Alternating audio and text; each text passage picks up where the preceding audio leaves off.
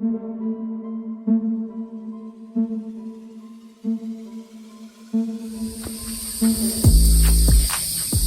up, y'all? Ooh. Ooh. Ooh. Ooh. Something bit me. Ooh. You're always so low. You gotta come up here. There you go. This is Mike's recording. This is my recording. Chill out. Chill. What's up, y'all? What's up? So we We're doing a small little investigation at the cemetery today. This is supposedly haunted. Not too much behind why they think it's haunted. It dates back to the late 1800s. Hardee Cemetery. So up in Chiefland, Florida. What? You feel something? We just had lunch.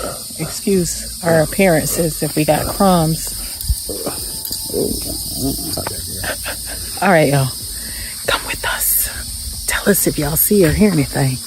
This is the Hardee Cemetery. One thing about him, he was a slave owner. But from what we read is that he treated his slaves good and actually paid them. So we looked this up on the internet and it seemed kind of interesting. So we decided to pay it a visit and we're here. Red mushroom.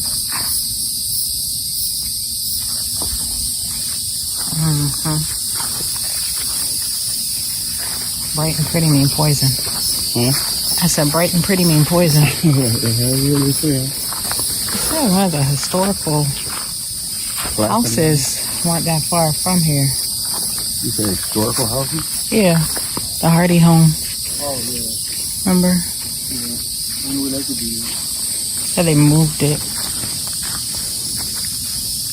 What was the first name, did you know?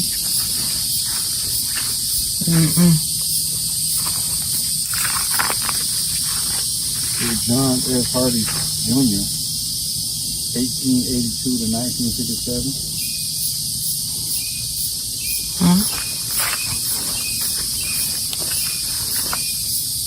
That's when he was born.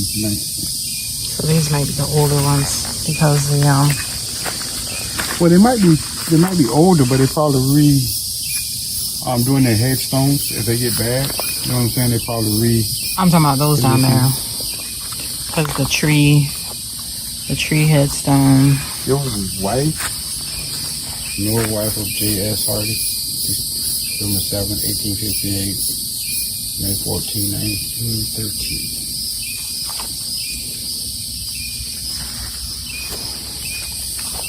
Oh, this is John F. Hardee.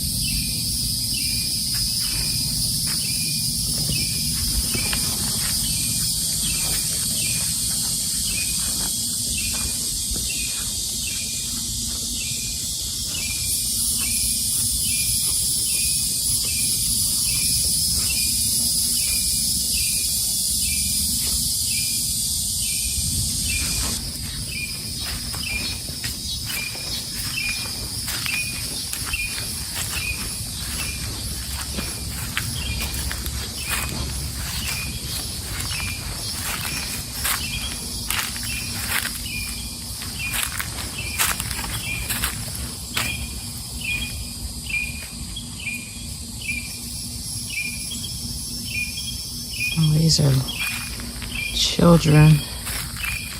Died 1890 or born 1896. Died in 1907. She was 9. So he was just a month old. Not even a month old. 1881. She was born September 27th, 1881. But I just wanted to point out to you guys that in this next scene, there is an unknown breath, like someone took a loud breath directly into my camera. But it wasn't me, it wasn't Mike. And as a matter of fact, after you hear the breath, you hear me take a sigh kind of like immediately after. So you definitely know it wasn't me. Listen, let us know what you think. See if I can zoom in for y'all, because it looks so dark on the screen. There's an unknown buried right here. You hear me? Mm-hmm. Unknown.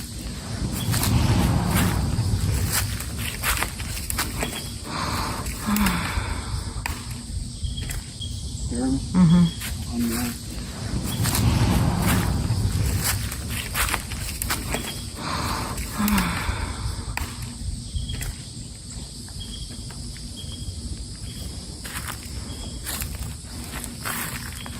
So I wonder how they know. Oh, because the way it's sunk in, maybe.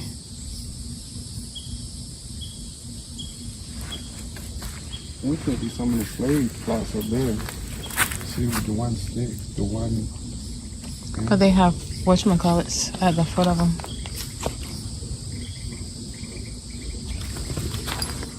Yeah, it could be because all of them unknown. You hear me? Oh, are they? So they They're all unknown. Yeah.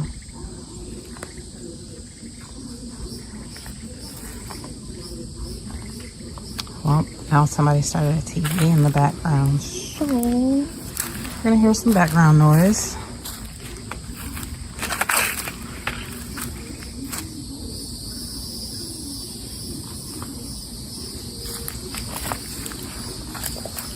All these are unknown. I wonder is it the slaves, man? I think it'd be more than one, two. There's a whole lot of them. All these are unknown. Oh, really? Yeah. Oh, well.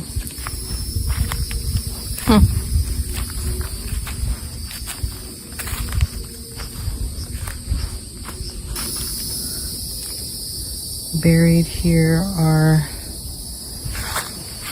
faithful servants of Isaac Hardee, Oh, this way the slaves. service, right. So they like put them in a mass grave. Could be. It might not be a mass grave. They could be buried. Just in this area. Yeah. But you don't really see that too often. The slave owners actually buried near the slaves. So that's Yeah, usually it's in a whole different area. mile, 2 miles away from the other one. So that is different. It's one thing I can say about me and Mike when we do our little walk arounds at cemeteries or things, we are very respectful of these locations. I feel like we don't come out here to disturb anyone. Pay our respects. We even look up some history. Well, we always look up history on these locations. Sometimes we look further into more history of some of the headstones that we read. And for this, like we were saying, for the enslaved to be buried right next to their, I don't know, owner, whatever you want to call him, shows what type of person. He was. Yeah, he was. Actually, because, not only him, his family as well. right. Because you don't, this is actually my first time ever seeing that. Yeah. Yeah. First time, yeah. So that does say a lot. About it being haunted or anything, I did feel a little something when we were walking down this one row. But I don't know if it just was probably just me. Right.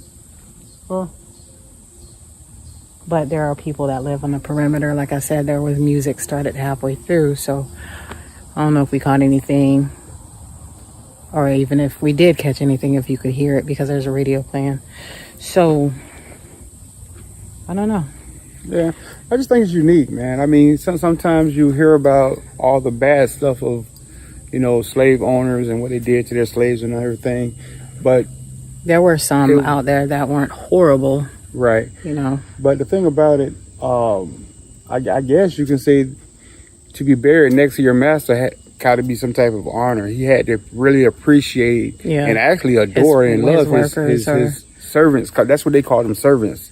If they didn't say slaves, they said servants. So that's even goes to saying that he really appreciated the people that was working for him, because he actually paid them as well. You know what I mean? So appreciated the people that was working for him, because he actually paid them as well. You know what I mean? So